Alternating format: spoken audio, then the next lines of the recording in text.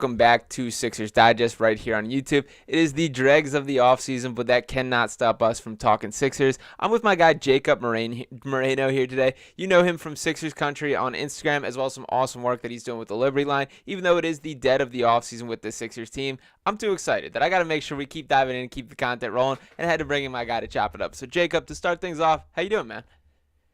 I'm doing okay. I'm just waiting for the season to start, kind of in the dog days of summer, having some basketball withdrawals, but I'm good. Yeah, for sure. We got the little bit of the Olympic exposure that, of course, Team USA taking home. Got our guy Joel Embiid as a part of it, which I did think was cool. Kept things alive, a little bit of basketball for the main part of this offseason. Saw some Summer League as well, which kept, I guess, the appetite wet a little bit. But now it truly is the dead period. But that is where I wanted to start things off, is right there with the Olympic conversation. A little more controversial than I overall expected with Joel Embiid and with Team USA as a whole. So I want to touch on Team USA because I know you're a guy that dives deep into basketball, not just in the Sixers, but the NBA world as a whole, as well as its history. So make sure we acknowledge all that. But to start off with the Joel Embiid conversation, what were your thoughts going into the Olympics? The fact that he was participating, were you excited about it, nervous about the injury factor? And after the experience played itself out, what did you think?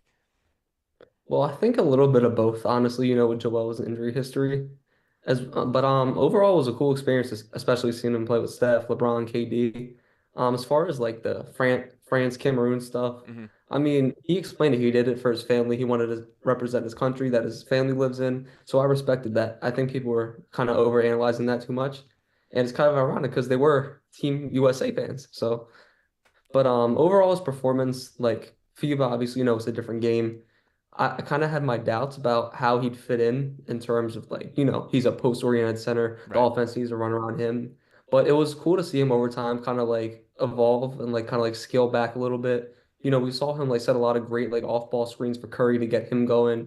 Just overall as like a screener, as a passer. I think honestly those traits would help translate to the Sixers now. Yeah, absolutely. Totally agree on just about all fronts there. I think there was far too much conversation about who Joel Embiid should be representing and all those types of things. France throwing the hissy fit. But we know with Joel Embiid at this point, he embraces the heel just about as good as anyone in the NBA. And he certainly took that to the full extent on the international level, waving on the boos and everything else that he had going for him. So I did enjoy that perspective. And from the basketball side of things, I'm totally with you that I do think there's things that will directly translate from what he was doing with Team USA to what he's going to do on the Sixers this year. That the two-man action with Steph Curry and Joel Embiid was awesome to watch. And besides the fact that, like that Serbia game, I don't think Team USA straight up wins if Joel Embiid is not a part of that game or on this team for that matchup. The fact that there are tangible just factors in his game, learning to scale down. This is a guy who has never had below a 32% usage rate at any season in his career. And as much as he is talented enough to make it happen, he has to lean on other guys if he's going to survive the season and if they're going to accomplish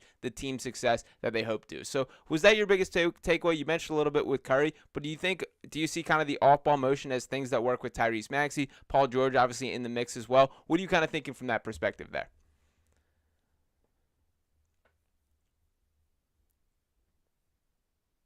Those like double pin down screens. Him doing that with Maxi, it'll be easy bucket every single time. Even with Paul George too, they're both great off ball movement shooters at this point.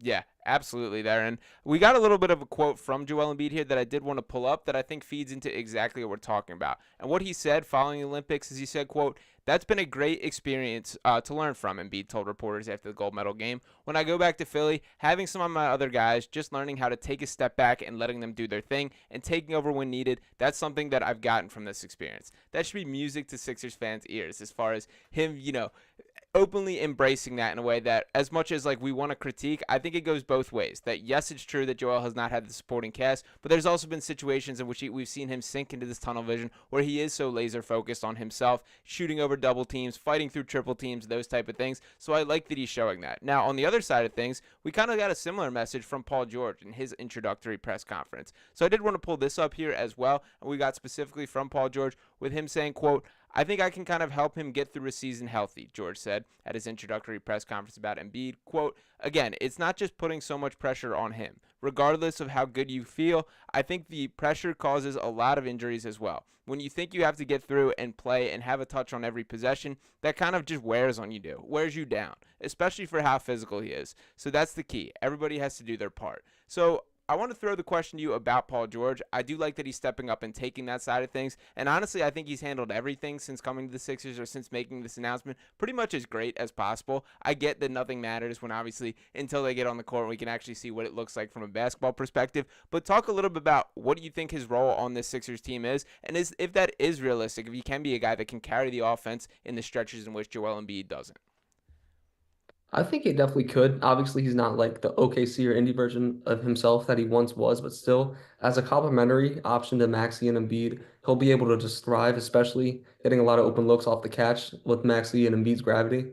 Like kind of like Embiid said, like the two quotes perfectly lined. Like with Embiid making strides as a passer, being able to like kick out of double teams and stuff, like it'll open up the floor for both Maxey and George, and in turn, like relieve pressure from himself. But also, Paul George is obviously a guy like he's not a crazy shot creator at this point in his career, but he can still do it in bursts, as you said in the question. Like he'll be able to like get hot for a few stretches, and that'll be so important in the playoffs. Like, against the Knicks, when it wasn't Embiid or Maxey, the offense completely stagnated. Right. So he'll be a guy who can kind of like relieve the pressure and kind of keep the flow going. Yeah, 100% there. And you mentioned something about Joel Embiid's playmaking. I think that is just gone underrated in how significant that leap. Points per game, 11 rebounds, and 5.6 assists, 6 assists there. That's ridiculous stuff. And that growth as a playmaker, I do think it's something that we're going to see even further this year. That's something that I think Joel has internalized. That we've seen him kind of take these messages, or he's always a guy that is watching a ton of basketball and kind of has like the eye on the prize as far as getting better, improving over other guys. I think when he saw Nikola Jokic dominate the way that he did and win a championship in the way he did, this was something that Joel said, I want to take a page out of that book, and to his credit, he developed. And I do think that's something that's going to take another stride forward this year. Now, to go along with that, it is not just Paul George, that there's all these other talented players that have been brought in here. So for starters, my first question to you, Jacob, was this plan A for you? I know there was all the skepticism of the cap space plan. The fact that it actually came together, how surprised are you? And ultimately, was this the best route for the Sixers? I think it was the best realistic route. I mean, obviously, people wanted to trade for LeBron as Sure. soon as the season ended. I mean, yeah, that was pretty unrealistic. But in terms of realism and what they could do under the salary cap, I think it was definitely the best option. Getting Caleb Martin on that contract was an insane steal. Yeah, Getting Kelly Oubre back, I think it was like the Rumen exception, right? I believe so, yes. Yeah. And just like being able to work within the margins after Paul George like got signed, just filling out the roster with wings. It's just a great like with Tobias, right? Mhm. Like the Sixers have never had like a modern team in terms of like versatility Yeah. on both ends of the floor. So it's good to see him have like a more modern team, like the projected star lineups like Maxey, Oubre, Martin, and Paul George and Embiid. So that's bringing you a lot of two-way versatility, will allow you to run out faster. So yeah, I think obviously the roster construction is great, and as it stands, they're definitely a top three team in the East. Absolutely. And the other key factor that, in addition, one of the biggest selling points to me on Paul George is that this was not a situation which you're digging into your draft capital or risking the future for. That Daryl Morey can now sit back. He obviously signed that KJ Martin contract to this balloon deal that is going to be a trade piece unless KJ miraculously ends up a really good three-point shooter this year and all of a sudden he starts turning into a player that's a little bit more like the Sixers need. But in reality, that does seem like a piece that will be flipped, and whatever draft picks are attached to it are the real prize. I think that will be the needle mover that we're talking about as it gets closer to the trade deadline, but that's only possible because Paul George just walked through this door on a contract that they handed him the paperwork and he signed on the dotted line. If we were to go down the Brandon Ingram route or some of these names, DeJounte Murray floating out there, guys that straight up aren't as good as Paul George when having that type of conversation, and then the fact that it does keep this flexibility is awesome. And you made a great point about all the talent otherwise, that Caleb Martin, I do think is going to be a guy that for all the Tyrese Maxey love, Joel Embiid love, Paul George, I think Caleb Martin's going to be a lot of people's favorite player here in Philadelphia. That's a dude that is a straight up gamer, is a riser in the biggest moments, has clearly had his best games with the Boston Celtics, and I can't believe that they did get him on that value. So to talk a little about his fit on this team, I know the biggest concern pretty much universally is rebounding. Daryl Morey has said it himself. It's been a constant theme on Twitter here. How big of a concern is it that Kelly Oubre and Caleb Martin are kind of your other options as, I guess, pretending to be that power forward? Or is that something you're not as caught up on as the general consensus? It's funny you say that because I was just about to bring up the first game on the schedule was against the Bucks, and that's that's kind of the only team in the East where that issue would kind of really come to light. Giannis, Portis, and Brook Lopez. Mm-hmm. So we're really going to see in that first game. I think it's great, just kind of like like show how big the need is against like a front court like that. But overall, with how small the NBA has gotten and how quick it's gotten, and the emphasis on like rebound, like you saw, like Josh Hart, like teams like the Knicks, they were genuinely generally smaller with Julius Randle out. So I don't think it'll be an issue against most teams. But if you're going up a team like the Bucks, it might be a little bit rough. I think the Sixers, maybe if KJ doesn't pan out and they use the balloon deal to trade for him, they should try to get like more of like a traditional size power forward just to lean back on it if need be. Like guys like Kenrich Williams, I know he's not like a big guy, but like he's still like a power forward. Physical, And so yeah. yeah, I yeah. like that name a lot. That's a guy that I very much have my eyes on as the deadline gets closer and we're starting to talk about these realistic names here.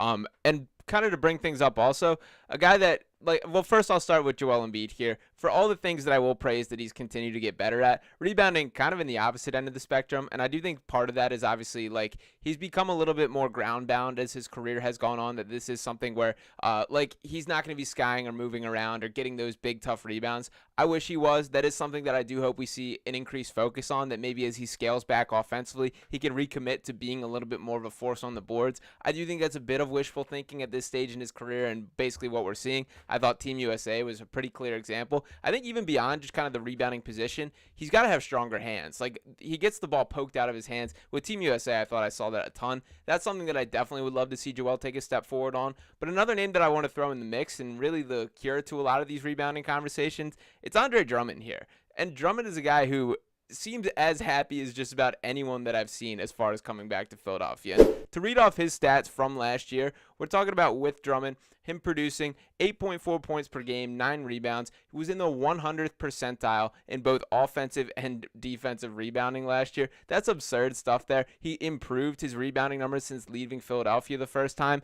I do think there's a bit of a overly fond memory of Drummond because we did not have to go through the postseason stretch, and that's really the only concern for this guy a plus player to the Sixers team? But the backup center situation has been such a touchy subject and such a just Achilles heel of this Sixers team for quite some time. What's your level of optimism that Andre Drummond can make an impact both in the rebounding conversation overall and just purely in that backup center role to Joel Embiid? So I think it's two different stories. The Sure. regular season, he's going to be amazing. He's going to crash the boards like we saw in 2022. He's going to be a force on both ends of the ball. He's going to be a great lob threat. You saw even with Maxey in his second year, throwing lobs, catching lobs. Yeah, it was great. He filled exactly what the Sixers needed in those non-Embiid minutes. But in the playoffs, he's going to get slaughtered in drop coverage time and time again. Whether it's Jalen Brunson, Derek White, even yeah, it's going to be bad. So it almost kind of ties into the power forward need because if you get a power forward, you can play smaller and have more like a switch heavy defense in the playoffs. So that's why I wish kind of like tracing back, but still like having all those options in the playoffs will come in handy so much. But as far as Drummond, like if you play him in little stints in the playoffs, it'll be great, Yeah. especially against a team like New York who like they don't have hard side anymore, but like still a team that crashes the boards like that with Josh Hart coming and crashing from the perimeter. You need a guy who can rebound the ball and secure it, like Joel kind of struggles to do. So yeah, having Drummond will be a great tool even in the playoffs, but in the regular season is where he'll make his impact, I think, the most. Yeah, I totally agree there. The phrase innings eater gets thrown around a lot, but I do think he's a guy that you're going to have no problem sliding into this starting lineup against, the random Atlanta Hawks game on a Tuesday night or Washington Wizards or whoever Yeah. it is, and he's going to play incredibly fine for this Sixers team. And again, I have never seen a guy like be as happy to be back in Philadelphia as Andre Drummond seems to. So shout out to him for that there. The other guy that is kind of in the mix here, and it's been interesting to hear the replies from Daryl Morey when kind of asked, but Adem Bona as the second-round pick is a guy who is basically the bare bones of exactly what you want in a backup center, that he's going to catch lobs, he's going to block shots, he's going to set screens, and that's pretty much all you're going to get from him. Now, granted, I mean that as a compliment, this is not kind of a Paul Reed situation in which he wants to do too much at times or step outside of the box that really is his role. I think it's a good thing that is a trait, and he's going to make himself quite a bit of money in the NBA for a long time if he continues to stick inside that. He does seem to me a little more NBA ready than your general second round pick. But I do question if on those nights when it is a Joel Embiid game where he needs off, is he ready for that true backup role for Andre Drummond there? When speaking about this whole center situation, how do you feel about Bona's outlook on this team, both for this year and then speak a little bit moving forward as well? So for this year, I think honestly do think he is a guy who can back up Drummond if need be. Like as you saw on a random Tuesday against the Atlanta Hawks and those types of games. But if you're facing like a team like Boston or New York, Milwaukee without Embiid, you may want to kind of pick up like a veteran guy. I'm not exactly sure who's on the market right now. Maybe like a JaVale McGee type of player, Hmm. just a player who has veteran experience who can kind of like be an innings eater, as you said. But as far as Bona's future, I honestly see it to Dikembe Mutombo ceiling. He has that type of defensive impact and offensively like a screen setter. Like he's a guy who can be a defensive player of the year candidate given the right situation. But as of right now, I think he'll definitely, it'll almost be like a Paul Reed experience where we'll see great flashes of a player he can maybe become. But like you said, I do think he's more NBA ready on both ends of the ball than Paul Reed. Yeah, totally agree there. And we will still have to deal with some of the foul issues that come with both of those guys. Bona is just as guilty as that, as is the case with Paul Reed. But the motor is off the charts with Bona, and I'm very impressed with that overall. Getting a couple comments coming in now. Shout out to all you guys hanging with us. Shout out to Daniel Berry Sports Highlights. Nick Curcio hanging in the chat saying, "Yo, Jacob, I love your content, bro. Keep doing your thing." Love to see that. And then we got Gracie chiming in. First December 15th, get Tari Eason for KJ Martin. Sign me up if that's a possibility. And I do wonder, to throw this to you, Jacob, it does feel like there's a bit of a logjam that the Rockets are a team that have so much young talent. They're going to have to start making some decisions. Do you think there's any chance that Tari Eason is a guy that ends up on the outside looking in as they do get to that roster crunch? Sorry. The Rockets are a very weird team Yeah. just because they have a lot of veterans who can contribute to the playoffs, but they also have a crazy stockpile of young talent. I think it's more of like a see what happens in the future type of thing. Like they either could finish as like a 13th seed or they can sneak into the play-in. So I think you just kind of have to wait and see.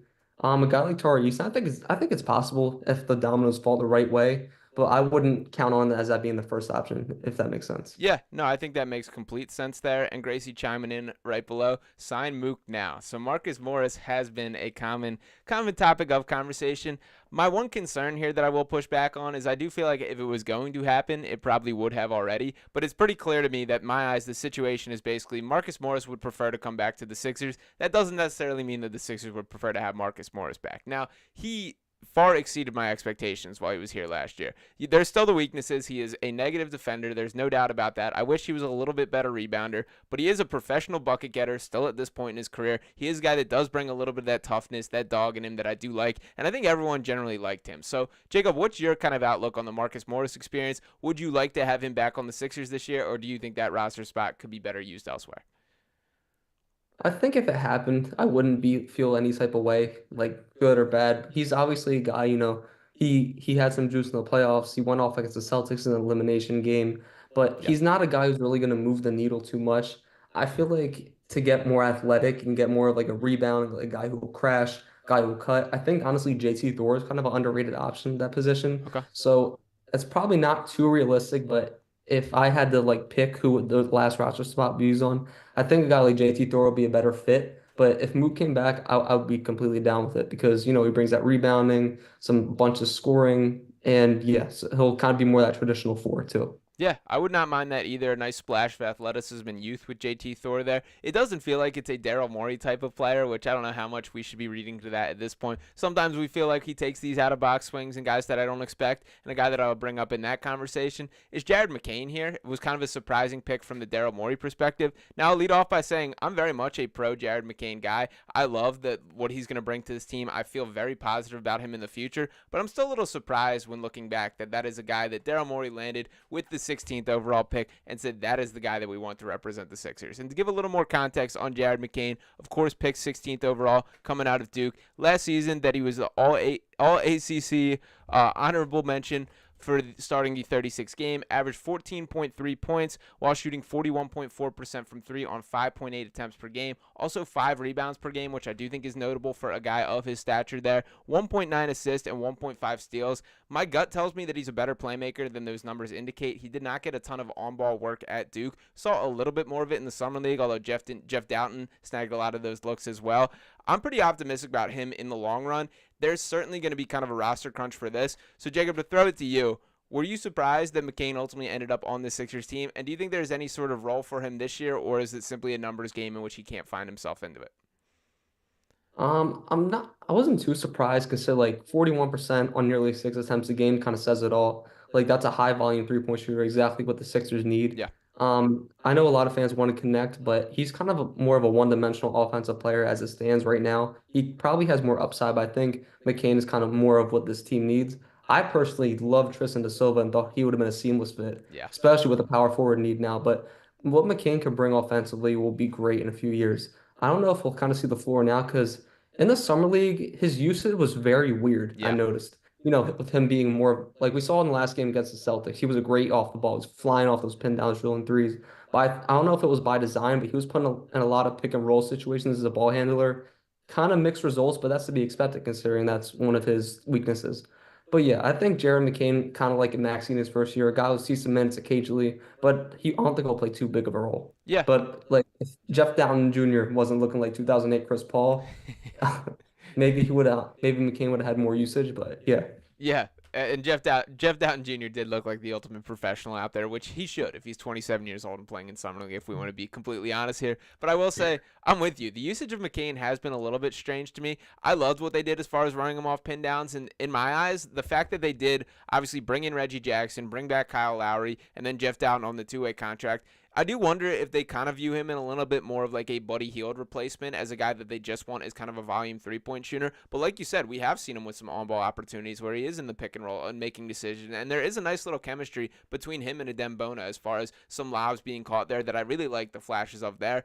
I think in the long run, I'm very optimistic about what this guy can grow into. I had a chance to speak with him out there and was even more confident after that as far as just a great head on his shoulder, a guy that was awesome to deal with, and like I believe in for him putting the work in. I know Overtime did a little day in the life 24 hours with Jared McCain that I just got to watch at, which was really cool. I love the way that this guy kind of wired and built, and I think like the little stuff, like having written on his wall every player ranked ahead of him when he was in high school and things like that, I love, and that gets me fired up. I do think it's going to pan out for McCain in the long run, but I do think when looking at this season, and again to pull up the depth chart here, there's just a lot of bodies that are going to get first dibs at things. But I do wonder if like for the short term, they view him more as that three-point bomber more than a guy that I would say is used in more of that guard situation. So we did not see the Buddy Hield experience work last year. Do you think McCain could kind of fill that role this year?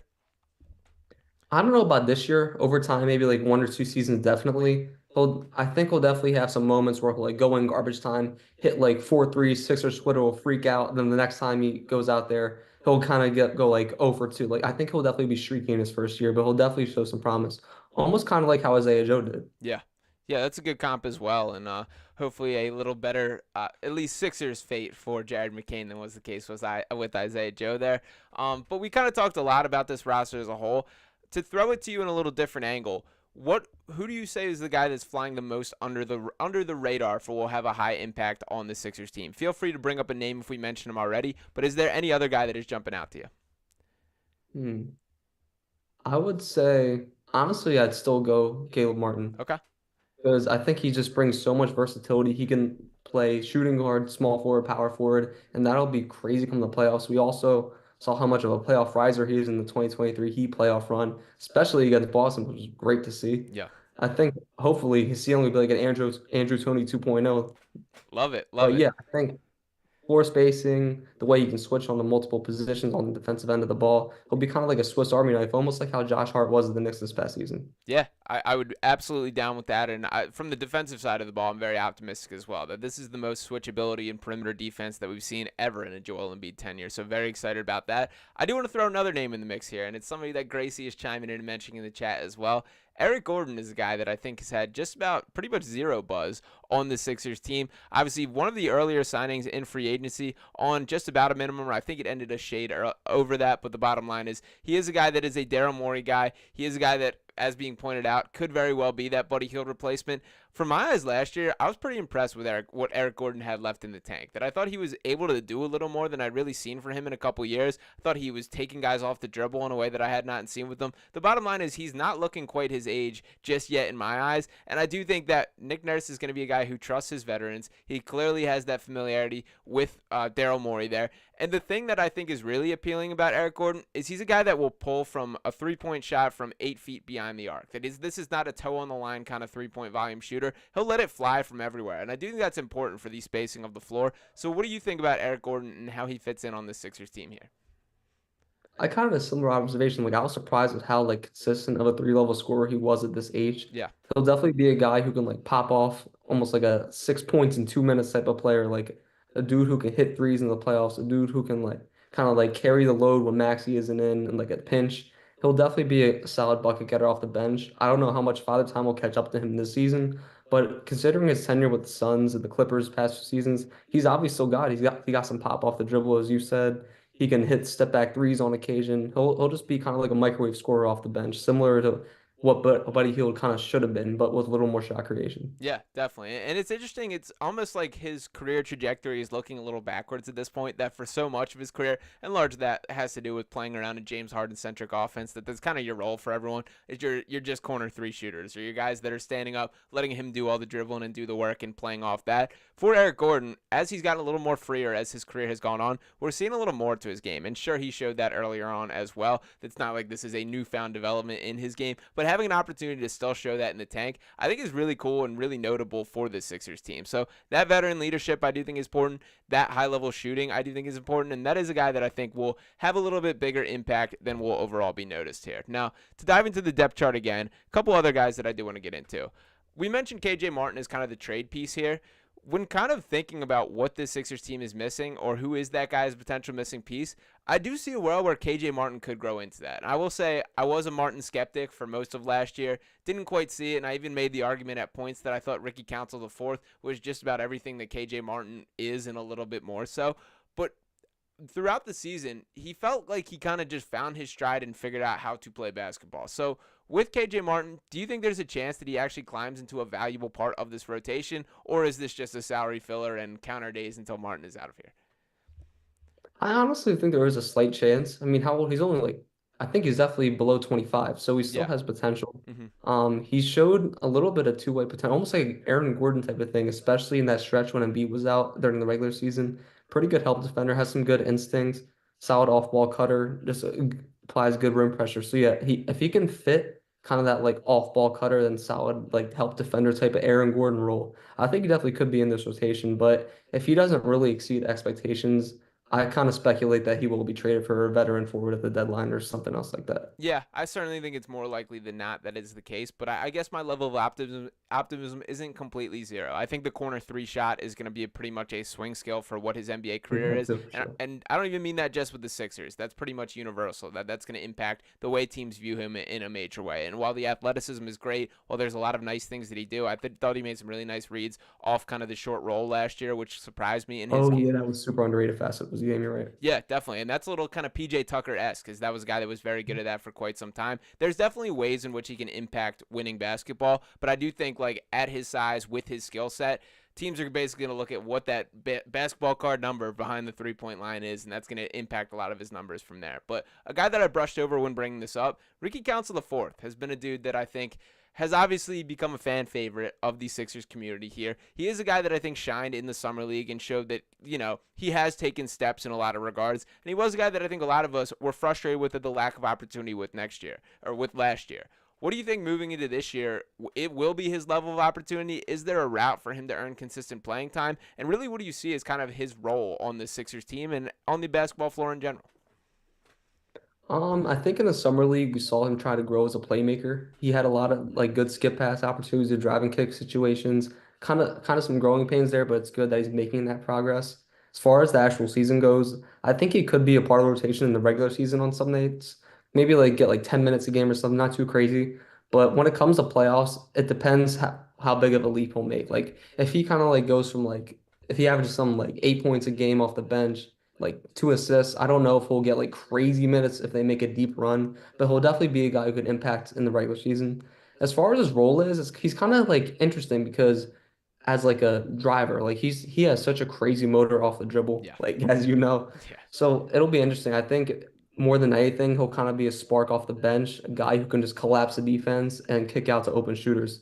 I mean, there's obviously potential for that. He'll need to make more strides as a playmaker to do so, but I think that's kind of the role he'll be in this season. Yeah, I think that's fair to assess there, and it also would not completely shock me if, with the added talent that he kind of finds himself on the outside looking in for a lot of matchups, would be frustrating to me. As I think there's something there worth developing or seeing what he's got, and there definitely should be opportunities. Even like that Knicks series, I know that Ricky Council is not the most polished player, but I would love to just go run with Josh Hart and stop letting him dominate us on the board. Stuff like that, I think should be the Ricky Council the fourth role this year. So we'll see how that shakes out. out. Another situation or positional battle, I wouldn't say battle, but how this plays itself out. They certainly went veteran at the backup point guard position with both Reggie Jackson and Kyle Lowry there. Both guys definitely at the tail end of their careers and vastly different skill sets. Reggie Jackson himself, much more of a bucket getter, a guy who clearly is not viewed very positively in kind of the lens of Denver Nuggets fans at this point. I've always been a Reggie Jackson guy, but I do think it's fair to assess he's probably on the downside or tail end of his career here. And then Kyle Lowry, feel a little differently, that he had more left in the tank than I expected last year. I will put it this way, that I think both these things are true. That I think his role on the Sixers team last year was far too big, but there's still a role in which he can be very effective for this team with. So how do you see these minutes kind of being split up between these two veteran guards behind Tyrese Maxey? And overall, what do you think their roles on this Sixers team will be? I think it'll probably be kind of by committee, just depending on what the team needs. If the team kind of needs like a scoring pop, I think Reggie Jackson better suits that. But if they need more of like a stabilizer, a floor general, Kyle Lowry's perfect for that. I don't think at this point he's a starter like he was last season. But in terms of playmaking, kind of setting the table for the bench, Lowry will be perfect. But Reggie Jackson is also a guy who can like kind of like Eric Gordon, who can get you a few buckets and play out and kind of like innings, Yeah. especially in the playoffs. So yeah, I think it should be by committee. Yeah. Yeah, I think that's fair, and certainly a matchup by matchup basis. I think people are still underselling. Like, I think there's a more negative reaction to Kyle Lowry from last year than there should be. There's for sure he should not be playing the amount of minutes that was the case last year. But to directly throw it, if there was no DeAnthony Melton injury, we're not talking about him logging as many minutes as was the case. It was a little bit by default there, and I do think Lowry still left it out there and still had some positive moments in a way that it doesn't always get recognized there. So to shift to one more kind of category here that I did want to bring up specifically with this team, Kelly Oubre has been a guy that I guess when he first got to Philadelphia, I was completely skeptical of. Not really sure. It's a veteran's minimum. We'll give it a chance, but having no real expectations. To throughout last season, he very clearly grew into one of my favorite players on the Sixers team, a guy that certainly leaves it all on the floor. And I just have a high bar for what I'm willing to put up with when you defend as hard as he is. That he's a guy who I think found his role as far as wanting to dunk hard, making quick decisions, not being a guy doing too much, and the defense, once again, really stood out to me. So now heading into year 2 of the Kelly Oubre experience, do you have any concerns that there are some old habits that start to poke free? Are you excited that he's back, and what was your reaction overall to him returning to Philadelphia? I was really happy he returned on, especially on the price that he did. As far as like the stuff that like that won't be able to work, like during the non-Embiid stretch, Oubre kind of said it's Kelly Oubre time and Yeah. just drove every single chance and tried to shoot every single chance he could. But I don't think he'll kind of play that selfish type of play style along Embiid, George, and Maxey. I think the biggest two things that he improved on, the main one being defense. He locked in last year, as you Yeah. said. But also with playmaking, like especially when he drove the rim, he found some cutters like here and there. So also 3-point shooting. I think he only shot like 31% last season. Will definitely need to be better off the catch. So if he can up that percentage a little bit, play smarter with the ball in his hands, and just defend with a high motor like he did last season, he'll be a great starter on this team. Yeah, absolutely. And I will say he's the most confident bad shooter I've ever seen. That it does feel like it's going in, and he certainly believes it's going in on everyone, even though the numbers do not say it there. My only concern is I do think Kelly was very clearly on his best behavior for most of last year, that he was stung, and rightfully so, that leading into last offseason, he was the only player in the NBA to average over 20 points per game and only receive a veteran's minimum there. I think he realized that these empty calorie statistics, as tend to occur when you're playing for the Charlotte Hornets of the world or some of these other teams, aren't viewed as positively, and he's burned some bridges from other opportunities, such as out in Golden State and other situations with Kelly. I think it did mean something to him to play for a winning team, and he did buy into that in a way that he really has never experienced otherwise in his career. But I do worry that heading into year 2, there's a little bit more of, all right, let me return to being Kelly Oubre time. And some things that point me in that direction are little things, such as when at the opening press conference, when they're asked about the Sixers Big Three, and he's like, oh, I like to call it a Big 12 or a Big 15 because it doesn't include me without the Big Three. And I get like it's in jest, it's funny, but I do think in Kelly's head, that is something that to him, he takes a little bit serious. So I would say Sixers fans, just brace up. But my ultimate kind of response here is just if he continues to defend the way he did, if he's committed in these little areas, if he's blowing kisses to the crowd, drawing charges, all these things, I'll live with it. So that's kind of my Kelly Oubre pitch there. But you feel any differently about any of that, Jacob? No, I mean sometimes you need a guy who just say like screw it and just like pull up. True. Obviously not all the time, but also another thing that you said that I agree with. what's it called? Defensively. Yeah, like he's a high motor defender. He can what's it called? Pass the ball. Like he'll be good. Yeah. Yeah, and I think particularly amongst like smaller guards too. Like I thought he did a really nice job on Jalen Brunson for a good portion of that Knicks series, particularly in games 1 and 2. He's got a long wingspan. He uses to swallow up kind of some of these smaller guards. So we'd love for the Sixers to utilize that moving forward. Now, the one thing that I think keeps it from being a perfect offseason for the Sixers team, Nico Batum heading back to Los Angeles there. I understand not much Daryl Morey can do. This is very clearly stuff like away from basketball. He wanted to be back on the West Coast. All the family reasons that you want to bring into it. That the reality is the Sixers did not have a chance of keeping him. But I do think when looking at this team, that is the one missing piece there. So how much do you think they're going to miss Nico Batum? And is like his role one that's replaceable, or you just kind of figure out different ways at this point? I think you definitely have to figure out different ways. Everything Batum brought is all the holes in this current roster. Yeah. Like, there's not a forward right now on this team who can make the connective passes he did, almost a short roll passes, defend with versatility, be such an elite corner shooter. Like, he brought so much versatility on both ends of the ball, and his chemistry with Embiid in those driving kick scenarios was just perfect. He really was just fit like a glove for this team. But as you said, he didn't even want to be here as soon as he got traded, and it's really no shocker that he's going back to LA. He wants to retire in LA and then be with his family. And there's nothing wrong with that, but still very unfortunate for the Sixers. Yeah, you do have to respect it, and honestly, still shout out to Nico Batum for a guy that showed up the entire time he was here, won them that playing game against the Miami Heat with the way that he shot the lights out there, and really had some pretty big moments for the Sixers team. And I will say, watching him play for Team France at the Olympics just dug it in and made it hurt a little more to see all the little things that he was doing out there. So shout out to Nico Batum, wishing him the best here. Now, another point that was just hit on the chat by Gracie right here said, love OG Reggie, friends with Drummond, NPG, and Eric Gordon.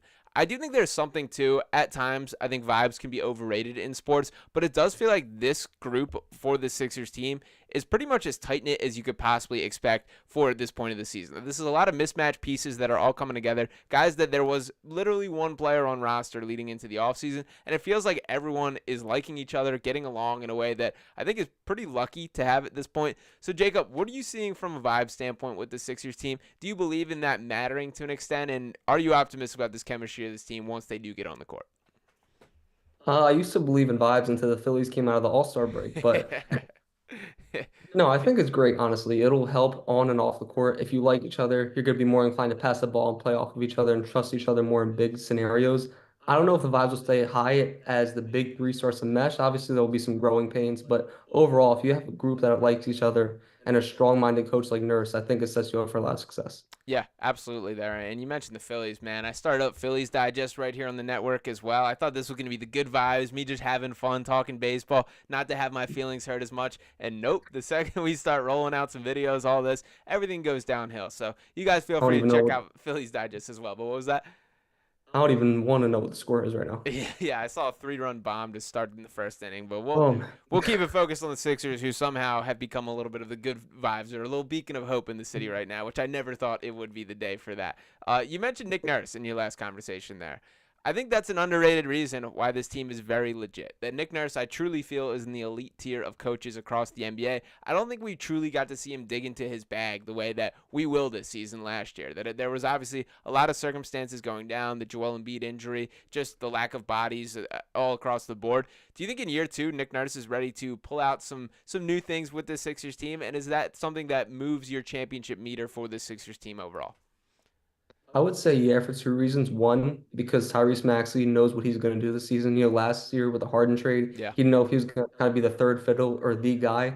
This season, he knows he's the point guard. He's going to run the offense. And I think with that trust, he's definitely going to trust Maxey to kind of initiate more, kind of do some more off-ball actions, especially with George and Embiid. There's so much stuff you can do between the three of them to kind of get each other open looks. I would like to kind of see him use Embiid as more of a passing hub in situations, almost kind of like Jokic, but he'll definitely have to like take strides in that point. But like between the big three, and you have great cutters and Oubre and Martin, there's so much stuff you can do. And I think Nick Nurse will have a lot of fun drawing up actions. Yeah, absolutely. And I cannot wait to see it. Very excited about what he's going to bring to this team overall and really this team as a whole. To talk one more, our last kind of point that we hit on here, the depth I think is something that we've harped pretty strongly on. We talked a lot of Nick Nurse. Overall with the Sixers team, and like kind of with your point with James Harden here, It's amazing, first off, that was such a short period of time ago that this time last year we're seeing James Harden hold up that Daryl Morey is a liar in the club. And 1 year ago today, exactly. 1 year ago today, exactly. Look at that. Pretty insane there. And then when you even think back farther to the Ben Simmons saga, to that James Harden period, even when you look back to the Jimmy Butler and Tobias Harris trade and all those other side of things, it does feel like we're entering this era of Sixers basketball. But I don't think this is a one-year team. Obviously, Caleb Martin signing a multi-year deal. Paul George inking for that 4-year contract. Tyrese Maxey on the max. We're talking about some Joel Embiid extension, and at the worst, he's still inked up for, I believe, 3 more years at this point. The point being that this feels like the core, that Joel Embiid has been pretty open about wanting this, familiarity, having the same team to run it back with. I'm pretty optimistic that this is finally the team, that we saw Daryl Morey have to undo a lot of kind of past wrongs when he got here. The Al Horford contract, the Tobias Harris contract, a bunch of other factors that he was spending time like fixing past mistakes, that this is finally the time for him to build. So how excited are you about that? And do you think that's fair to say that like this is now the new core of the Sixers? I think it's definitely fair to say that. Like Tobias' contract, there's no like dance around it. It crippled the team Yeah. for 5 years. But that was also because of the decisions from Elton Brand. And we'll look at it. Continuity is so important. Yep. Any dynasty has had continuity. The Warriors, the Bulls, Celtics, and Lakers of the 80s. Like all of them played with each other for seasons and seasons before they got to that championship point. And when you look at all the changes we had Robert Covington, Dario Ben. Then we had Jimmy Butler. Then Al Horford and Josh Richardson, and then Seth Curry and Danny Green. It was like a new lineup every year, and you can't win like that. You can't just do like a my league and like act like it's 2K. Like you have to have players who like understand each other and have played with each other for seasons and seasons on end. So I hope that's finally started like continuity. And with that, I hope Embiid can kind of like have less pressure on himself so he can kind of save himself for the playoffs too. Yeah, totally agree there on all fronts, and very excited for the start of this. And my last quick mention, you mentioned Robert Covington there. Spoke a lot about this final roster spot. If Robert Covington is healthy, and I know he's working out, I would definitely prefer a Sixers trainer or doctor to take a peek at him. But I would take Robert Covington back on this team if he was healthy and capable of playing. Your thoughts on that, Jacob? I 100% agree. I think that's the most realistic option. If Roko's healthy, he can still hit it he can kind of fill the void that Batum left. Yeah. Not as a passer, but more as like a defensive versatility. You guy who can almost even play at center if need be, depending on the matchup in the playoffs. If you want to go like more switch heavy, but he's also just a standard power forward, a dude who can rebound, dude who can shoot from the corner, dude who can help in the paint against dribble penetration. So yeah, he's kind of the all-around two-way package when healthy, but that's the key, if healthy. Yeah, and that is a big if for Robert Covington there. But if that's the biggest thing we're worried about at this point, pretty good situation for the Sixers team. So very excited for all that we have going down this season. Very thankful for Jacob to be hopping on and joining me this evening. Jacob, before we wrap up, anything that you got going on that you want to promote? I know you're cranking out a ton of content on the Liberty line. Got a bunch that you're doing as far as your deep dives across the NBA. Fill me in. What you got coming out? So for Liberty Line, I was thinking of doing a mailbag because, as you know, we're in the dog days of the summer, so kind of like some filler stuff. But also the schedule drops tomorrow, so True. plan to kind of do an article breaking down the matchups I'm excited for. Main one being probably Embiid versus Jokic in Denver, which Sure. is always fun discussion. In terms of the NBA, I'm doing for my Jacob Moreno NBA account. Going to continue my MVP series by year, kind of diving into the 70s era. Always fun. So yeah, just kind of all around NBA coverage for me, 24/7 every day of the month. Absolutely. A true historian of the game, Jacob over here. So make sure you're tossing him a follow. We're hoping to do a bunch more of these moving forward, and especially as the season comes closer. So make sure you guys are tapping in, smashing that subscribe button if you haven't already. Drop any comments that you have below, anything that you want to see from me or with Jacob on the channel, and stay tuned for the next one coming up. Appreciate all you guys once again, and talk to you next time right here on Sixers Digest. Peace.